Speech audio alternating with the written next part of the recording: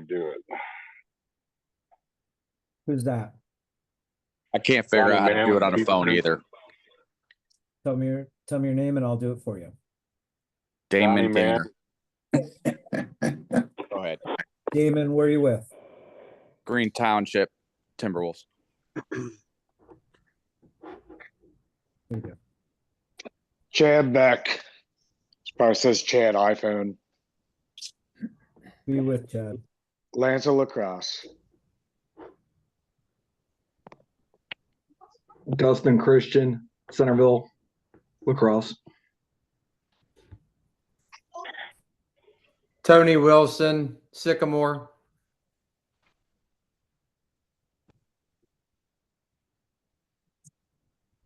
Sean Gill, Harrison.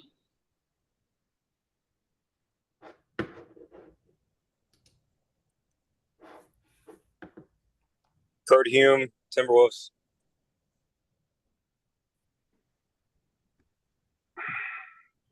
Donnie Mann, Beaver Creek.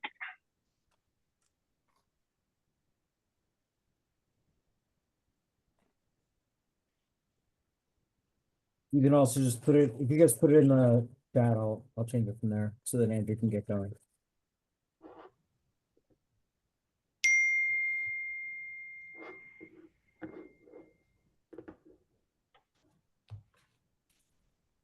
Excellent. Thank you, everyone. I will try to keep this short and sweet, let you get on with your President's Day evening. So welcome to the 2025 season of Southern Ohio Lacrosse. This is just a brief overview of some of the rules that we play by for youth lacrosse so that you know what to expect from the officials. We do have, I believe it's 20 new officials this year. You'll see them out. Obviously, there's going to be way more of the new officials than in previous years. So I expect you to be kind to them because just like your players, they are learning the game as well. Points of emphasis, as always, our number one is safety, but sportsmanlike behavior is one of our top priorities. We're also focusing on equipment, proper face-offs, emphasizing passing and acceptable contact. Enjoyment of the game is a top priority, as is respect for the game. Player equipment. Nothing really has changed for required equipment. Everything needs to be NOCSA certified so that it's the safest possible for your players. They need to have a lacrosse helmet that is designed for field lacrosse. Box helmets are not properly designed for field lacrosse. If you have anything that you put onto the helmet other than a throat protector for a goalie, that has made that equipment no longer certified safe. So any of those rebounders that go on the forehead, any external earplugs, etc., would make it not up to the safety standards that it was tested at. So please don't modify any of the equipment. They have to have gloves designed for lacrosse. If it's a cold day, get them some vinyl or nitrile gloves to put underneath their lacrosse gloves. That will help them to stay warm. We cannot replace lacrosse gloves with winter gloves. It does not offer the protection.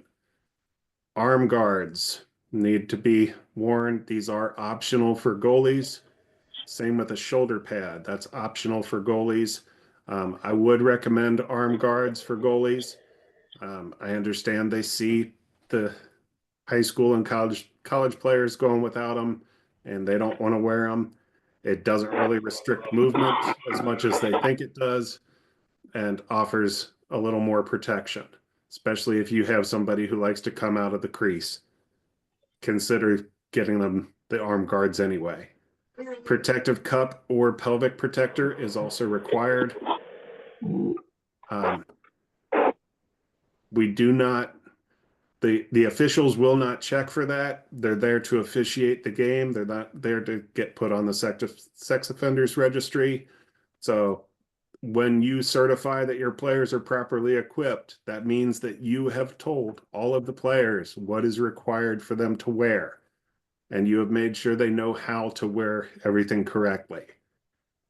When the only acceptable answer to the official asking you if everyone is properly equipped is yes. If you say no, or you say, as far as I know, or I think so, we don't play that game until you certify that your players are properly equipped. A mouthpiece is required. That does not mean the Invisalign. That is not an intraoral guard. That is a dental appliance. So we need to have something that will protect their teeth from going through the soft tissue of their face, and also stops to the chipped teeth and keeps their teeth intact. Those are expensive. Athletic cleats or shoes, they cannot have metal on them. So no metal spikes. If they have baseball cleats, they cannot wear those. So it has to be either the rubber or plastic, something that is more forgiving than metal. Goalie equipment, they have to have the chest protector designed for a lacrosse goalkeeper. They have to have a throat guard. It's optional. They can have leg guards. Those can be the soccer shin guards, whatever they need to feel safer in the goal. I understand it's sometimes hard to convince people to put their body on the line. So if they need that extra little safety blanket, feel free to give that to them. Everybody also has to have a legal lacrosse stick. And we changed that last year. The only real rule change for this year is that if the helmet will come off a player, then play will be stopped immediately. That player needs to go off the field and be replaced. And you should take a look at that player's helmet, make sure it's fitting properly, because it shouldn't come off. Kindergarten through 4th grade, you can use the soft skills sticks that USA Lacrosse provides. So if it is a minimum of 36 inches, I know the soft sticks program had between 37 and 38-inch sticks. So we went down to 36 just in case. Those are permissible up to 4th grade. So if they got in the introduction program, we don't want to cost them any more money. Those sticks were donated. Let them use them. Let them fall in love with the game. Then when they get to 5th and 6th grade, mom and dad can spend a couple $100 on a good stick for them. Regulation sticks are 40 to 42 inches in length. So nothing can be longer than 42 inches for a field player. 54 inches for the goalie. 5th and 6th grade, the standard lacrosse stick, so 40 to 42 inches, and you can have up to 4 modified long poles. Those are 47 to 54 inches. And the goalkeeper stick can measure anywhere between 40 and 54. We do not do stick checks, but if a stick is obviously illegal, or if it looks like it is going to cause injury, that stick will be removed from the game. Please abide by that. It's for safety. Grades 3 through 6, we're focusing on the body contact. It should be boxing out, legal holds. So anything from the front side that is no more than equal force, and you can have those controlled legal pushes.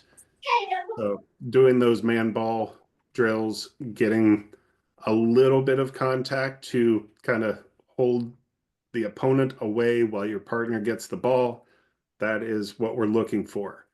Absolutely no takeout checks at any level. We are not out there to teach hitting. We're out there to teach lacrosse. Lacrosse is a finesse game with a little bit of body contact. For stick contact, anything that is a poke check, so you're looking to get on the bottom hand of that stick of the opponent, lift check, lift the bottom hand, get the ball up out of the stick. Downward checks have to be from at or below the shoulders of the shortest player involved in that situation. So I'm 6'2". If I go up against somebody who's 5 foot tall, I'm going to have to start my downward stick check a lot lower. And same thing if I'm 5 foot and I'm going up against somebody who's 6'2", I have to start at my shoulders. So it's whoever's shortest in that situation, that's as high as that stick is allowed to go and come downward. Baseball swings, one-handed, ice picks, anything coming down from the sky, my officials have been instructed to call those as slashes.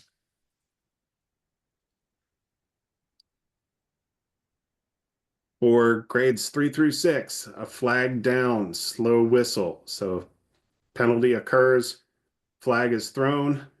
If the ball hits the ground, not on a shot, my officials are supposed to blow the play dead. I can't guarantee that they will. A lot of them play high school, and the high school waits until possession changes before we blow it dead, but they have been instructed to blow it dead.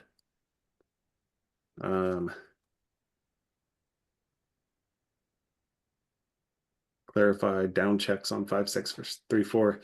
Yeah, Brian, was that okay coming later? Like we did in the earlier? Okay, thanks. The time for the games, we have 4 10-minute quarters. Those are running time. And teams are supposed to change goals after each quarter. You do have 2 minutes in between first and second quarter and third and fourth quarter, and you have 5 minutes for halftime. Obviously, that does not leave a lot of time because you have 40 minutes plus another 9, so that's 49 minutes. Plus, there's going to be a little bit of stragglers. So keep in mind, you only have an hour for your games. So if you are late at the 9 a.m. game, the 6 p.m. game it's not fair to them if everybody runs 10 minutes behind, because then they're starting at 7 or 8 p.m. Any prolonged scrums, so if the ball's down for too long, rather than have a bunch of people come in and potentially have somebody take a stick to the chin, we're supposed to kill it, give the ball to alternating possession. That will be called at the coin toss at the beginning of the game. And then that possession arrow changes after it's used. A team that is trailing by 5 or more goals. So if you are down by 5 or more, just request the ball instead of a face-off if you would like. You can continue to have a face-off. Some of the officials will ask you if you want the ball. You do not have to take it. You can take the face-off. If you are down by 5 and you want the ball, maybe your face-off guy isn't having a good day, just yell out, "Ref, we'd like the ball." They'll look at the score, realize you can have the ball, and they'll start it up at the face-off spot with your player in possession. Any bad language and disrespect for the game is not to be tolerated. That's not why we're here. We're here to grow the game, get these kids in love with it so that they go on and play and become better humans. 5th and 6th grade. Yep, go ahead, Brian. Hey, I just wanted to mention, the only coach that should be talking to a ref should be the head coach. The assistant coaches shouldn't talk to the ref at all. Let me clarify that. The assistant repeat that. The assistant coaches should not be talking to the refs at all. And when the head coach talks to the ref, it should be respectfully, shouldn't be questioning judgment. It can be asking for a clarification. If you've got concerns about player safety, like let's say that you saw a check kind of outside of the scrimmage area behind the play, and maybe the ref didn't see it, or you think things are getting a little bit rough, then at the appropriate time, at a timeout, or at a quarter break or at halftime, just to ask the ref and bring the opposing coach over and say, hey, I think it's getting a little too physical. Can we call it a little bit tighter both ways? And that is different from saying, hey, you're missing this or you're missing that. Just ask, can you please tighten it up a little bit so that we're sure of the player's safety. And the other thing I'd mention, there is no reason for you to be talking to the opposing coach during the game unless it's to say, I love you, great game going on. Don't talk to him about his strategy. Don't argue with him. Don't challenge them to a fight or any stupid thing like that. Okay? You'll get a flag, but you will also end up with a suspension. I promise you that. Multi-game suspension. Both sides, whoever caused it, I don't care. Whoever participated. That means you don't have enough coaches to play your next game, then you'll damage your player's season by not having a game. Everybody clear? Okay. Great point, Brian. And yeah, the last thing you want to see is me standing behind your bench at every one of your team's game. That means that I've received complaints, and that means I'm taking time away from helping my referees become better to monitor behavior, and that shouldn't happen. So grades 5 and 6, if there is a downward stick check that is from above the shoulders, they've been instructed to allow it if only thing that is contacted is the stick. If they make contact with the body, the shoulder, the head, or if they miss completely, that means they don't have the skills to apply that check. So they've been told to call that as a slash. So understand your best course of action is teach that poke and lift to get the ball up out of the stick. Any takeout check, I don't care if it's legal. So you can apply a legal check, but if the player's intention is judged as wanting to put that player on their butt, that's going to be called as an unnecessary roughness. For the face-offs at 5-6, it's a standing or actually it's 3 through 6 is a standing neutral grip. So the right hand is palm up, left hand is palm down, feet and gloves on the ground, no knees on the ground, no hips on the ground.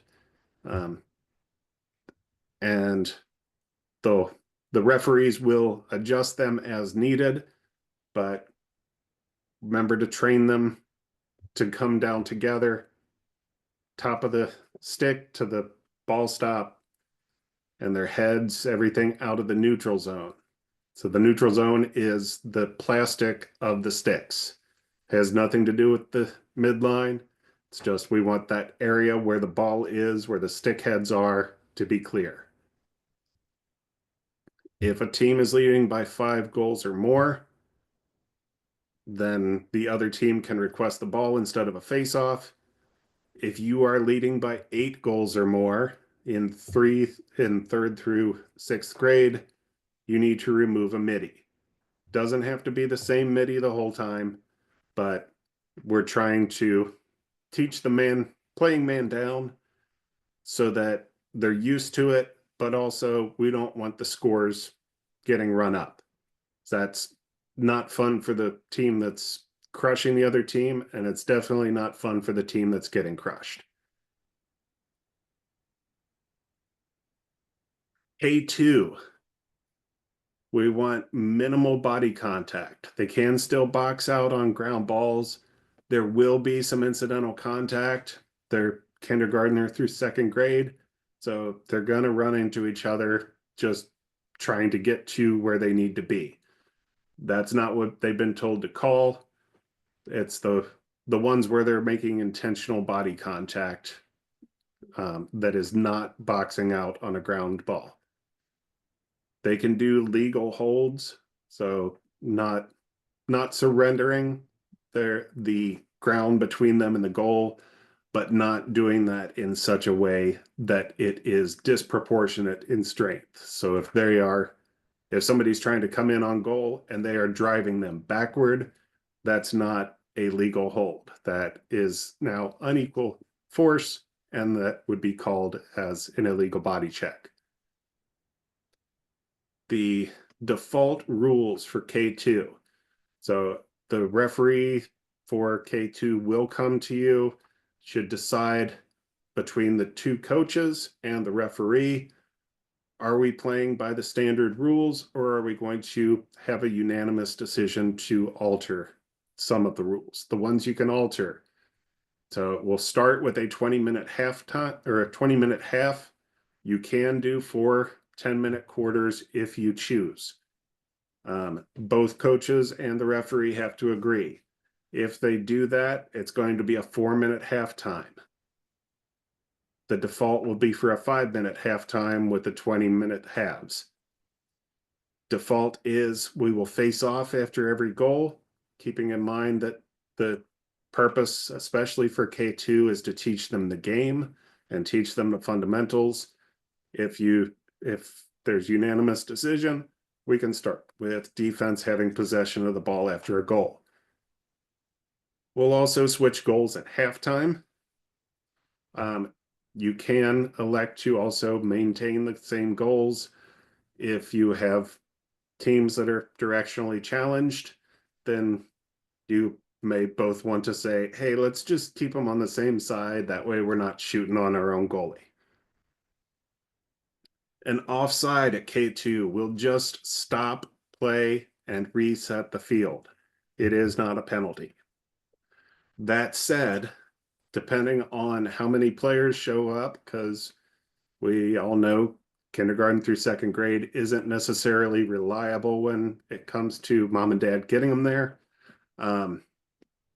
If you play 7-on-7, which is the default, then we would have offside. If you have too many players there that day, we're more than happy to let them get worn out, so we can go 8v8, and an offside will cause an immediate whistle. We'll reset the teams, and whoever had possession will restart with possession. If you're playing 6v6, so it's a spring break for some, but not for others, and you only have 7 players show up, we can go 6v6, and then only the goalkeeper has to stay on the defensive half. Everybody else can wander about aimlessly. They still do the neutral grip on the face-off, but they do not have to stand. So they can have a knee on the ground at K2. They are required to attempt one pass after possession off of the face-off and after a restart of play. That is on every time there is a whistle to restart play, we are going to have one attempted pass. Does not mean it has to be completed, just an attempted pass. So if they throw the ball towards somebody and it ends up as a ground ball, that counts as a pass. We're trying to keep, especially this age, from just running down and shooting when you find one player that has skill. We want to teach the fundamentals of pass, catch, look for your open teammates, and actually learning the game and cradling and shooting. There are no team timeouts in K2. Only timeouts you would have are for injury. Face-off by default will take place after every goal. This is for everybody. There's a 5-goal difference. the team that is on the losing end can request the ball. Just a ref, we'd like the ball. That will suffice. If it drops down to 4 goals or less, we go back to face off. Everybody has to have the neutral grip. This one is bad picture because that's not a neutral grip. This hand would need to be palm up. 3rd through 6th grade has to be standing. So similar to how these two are doing it. After passing after a face-off and possession, it's required for K2. I would recommend it for 3 and 4, and it's suggested for 5 and 6. Nobody's winning state titles or getting PLL or NLL contracts out of the Southern Ohio Youth Lacrosse. So teach them the fundamentals, then we can get them there. 5 goals or more, just to reiterate, trailing team can ask for the ball, reverts to a face-off if 4 goals or less. 8 goals or more, 3rd through 6th grade, will pull, the leading team pulls off a midi.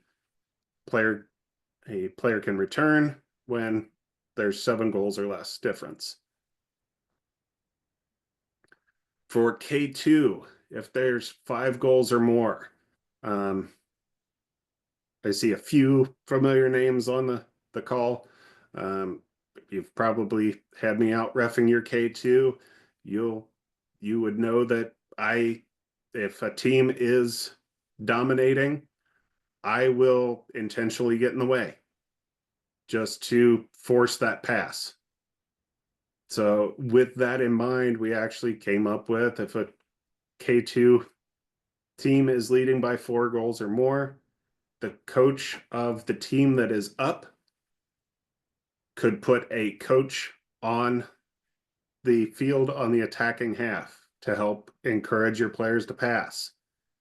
And the team that is trailing can put a coach on the defensive half to also get in the way. Yeah. And Brian said, in the way that doesn't put you in contact with players. Yeah, don't set picks for players, but encourage them to make those passes.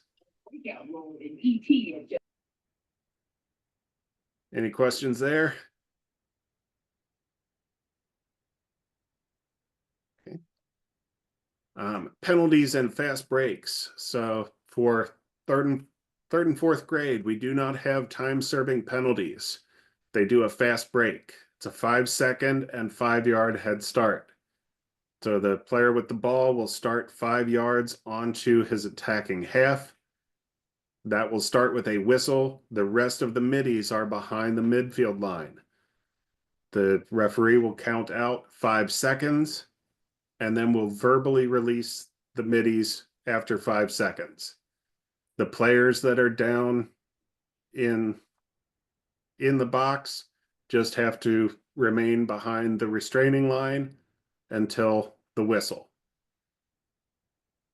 We don't want them all the way down by goal line extended because that just causes them to come sprinting up toward the player with the ball.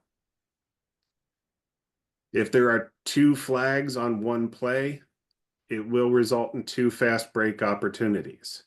If the goal is scored on that first fast break, we go straight to a face-off. If a goal is not scored and the ball goes out of bounds, hits the ground, not on a shot, is saved by the goalkeeper, defense gets possession, or if the offense commits an infraction, then we would set up the second fast break. If there are 3 flags, we only do 2 fast breaks max. For 5th and 6th grade, they do time-serving penalties, and all penalties are full time. That's 30 seconds or 1 minute or 2 minutes or 3 minutes.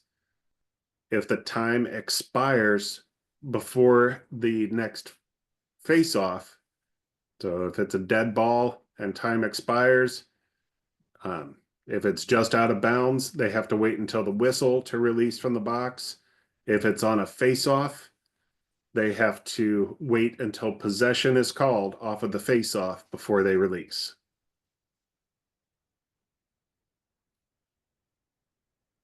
There are a few special situations for penalties. One, if you have those players who have anger issues, we have in our tool belt a 5-minute misconduct. That does not mean that your team plays short for 5 minutes, but it does mean that that player is out for 5 minutes. They may need that time to just get some water and meditate. They might need you to talk them down off a ledge, whatever needs to happen there. But that's in our tool belt to help you so that you're not the bad guy yelling, sit down and be quiet.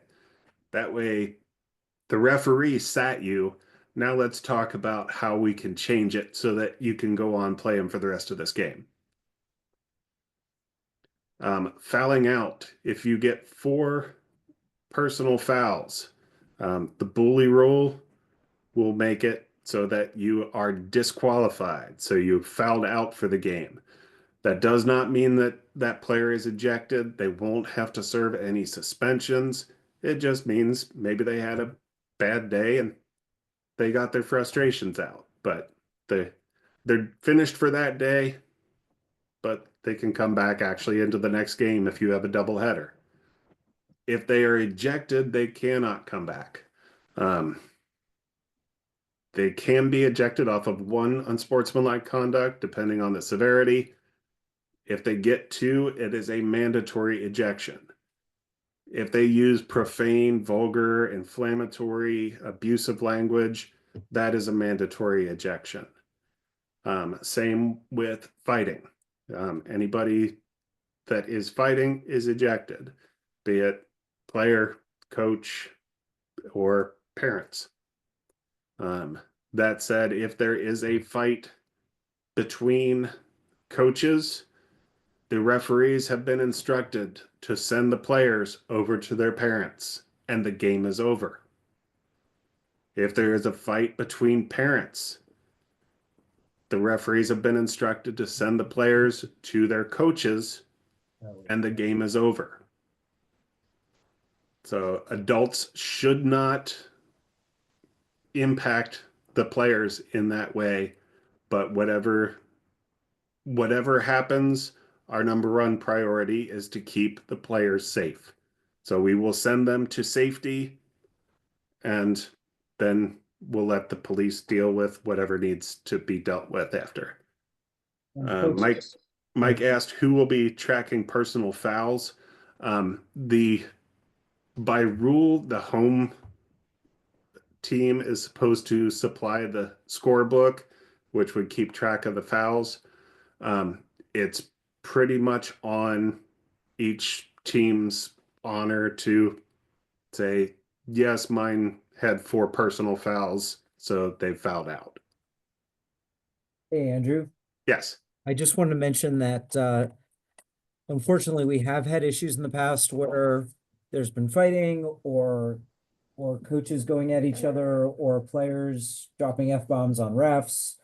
And the precedent that has been set has been a 2-game suspension. Just so that you have some context for what the minimum of what that could look like would be.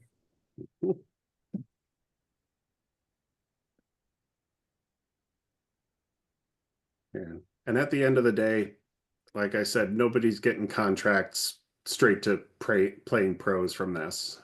And in fact, my brand new officials, I tell them, you have the possibility to make it to ref in the PLL or the NLL, but the only thing standing in your way is you. So they have to train harder and get better, and that will give them the possibility to get there. Doesn't guarantee them, but they have the possibility. But it's a long way away. That is about it for me. Everyone have a great season. The I still have some work to do on Arbiter. Make sure you, I would say by next weekend, make sure that you have access to Arbiter. When you go in, check your games, make sure they are correct. I am currently working 3 different jobs plus reffing high school and college and worlds and youth and whatever else they throw my way. So it gets kind of tricky sometimes. So I'd love to have extra eyes on the schedule to make sure that I didn't mess up any of your games. And it also lets me know that you have access to Arbiter and that you will get the emails if your game time changes. Because when I put in a change in Arbiter, it emails all coaches and referees assigned to that game. Anything that is urgent, you can call or text me. If there are any ejections, call, email. If you got ejected or something funky happened at your game, know that I do want to talk to you, but I also want to talk to my officials first. So I will probably take a message, write down your number, and call you back after I hear from my officials. Any feedback on officials is encouraged, good or bad. I want to hear how they're doing from your viewpoint as well. So let me know if you see somebody who's doing a great job with the kids, or if somebody's letting way too much go. I want to hear about it. There's a lot of evaluators that I have that go around, but I don't always get to see every single game, obviously. Hey, Andrew. Yes. I wanted to mention something just really quickly. Guys, the refs should be paid before the game starts. It's $45 a ref for grades 3, 4. If there's only one ref, that ref gets the full fee from both coaches. For K2, it's $23 per team. So you'll have one ref that'll make It's 25 this year. $25 per team. Yeah. So that one ref will make $50. Yes. It is not appropriate to come to the game and ask the ref if he's got Venmo. Like, you know, some of the adult refs might, but most of the kids won't, and it's not their responsibility to make it any easier for you to pay them than paying them the cash that they expect on the sideline. And they should not be asked to wait until after the game. You should be prepared to pay them.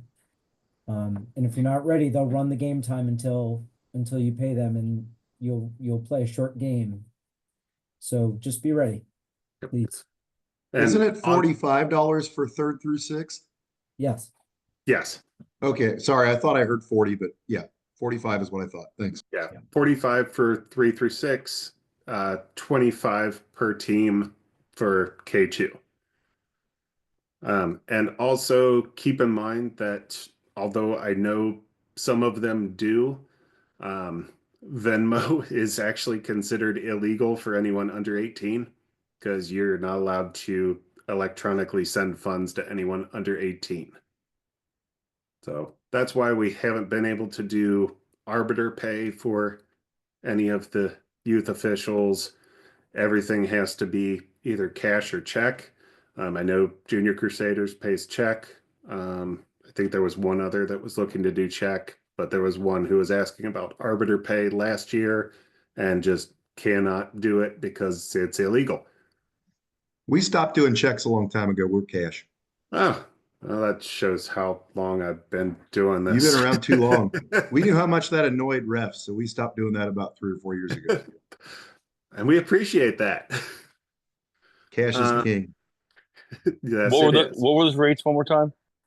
45 per team for 3 through 6, 25 per team for K2.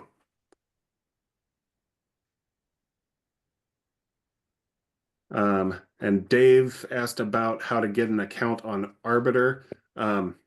Actually, Dave, you should have an account on Arbiter already. Yeah, I do. I was just wondering if the others that don't have it might. Because at one point you had to go through Mark to get an account. So yeah, I I moved away from having to do that a couple years ago. I've been going off of what is in Brian's spreadsheet as far as who are team contacts. So if that is not up to date, know that you won't be an arbiter. So please make sure everything is correct and you're associated with the correct team, because I assign coaches and administrators to specific teams. You don't get assigned to just a program, unless you're president of the program, and then I assign you to every individual team. So that will come out. You'll get actually a welcome email. It will give you a link to get onto Arbiter. You'll change your password.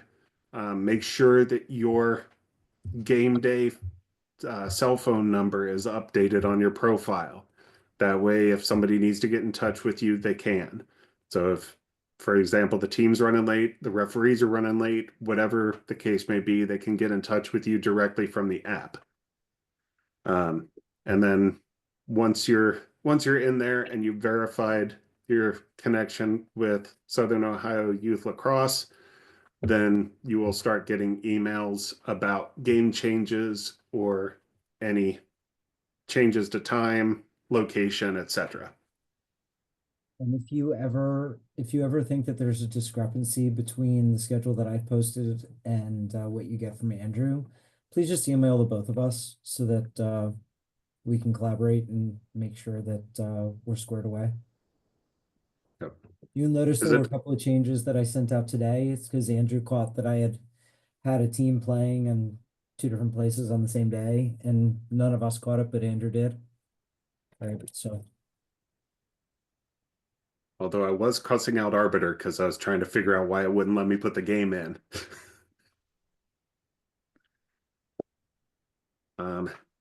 Excellent. Any other questions from anyone?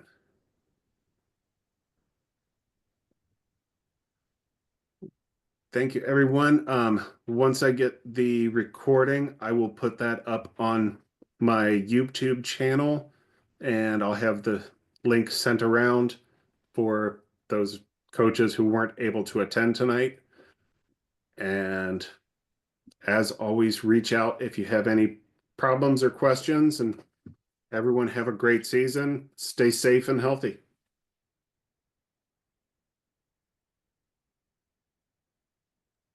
Thanks, Andrew. Thank you. Thank you.